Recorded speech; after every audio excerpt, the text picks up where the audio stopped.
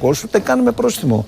Δηλαδή αυτό είναι το περίεργο. Βασίλη, εγώ δεν λέω γιατί τιμωρήθηκε ο Παναθηναϊκός. Λέω ότι συμβαίνουν αυτά τα γεγονότα. Βρίσκονται αυτοί οι άνθρωποι μέσα εκεί. Την πληρώνουν. Αυτοί τώρα αγαπάνε τον Ολυμπιακό. Όταν τον τιμωρείς με πρόστιμο ή δίνει 2 παιχνίδια και κλεισμένο το θυρών. Δηλαδή αυτοί οι άνθρωποι υπήρχαν πάντα. Εδώ δεν μπορεί να πάει στην αιστεία του τερματοφύλακα. Θα βλέπετε τι γίνεται. Αυτό το βλέπετε για πρώτη φορά στο γήπεδο εσείς? Όχι βέβαια. Επανήλθαμε. Χάθηκε ο πολιτισμός, θα έλεγα. Τι να πω. Δυστυχώς. Κρίμα. Έλεγα ερχόμαστε να παίξουμε παιχνίδι και κινδυνεύει η σωματική μας ακεραιότητα.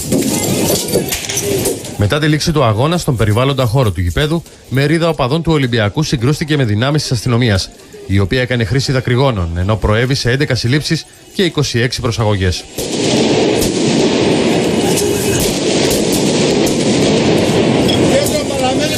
Η δεύτερη φορά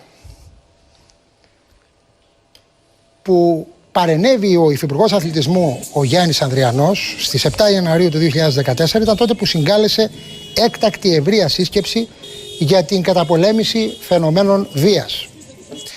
Τόνισε ότι σε περίπτωση επεισοδίων οι αγώνες θα πρέπει να διακόπτονται ή να εκενώνονται οι εξέδρες.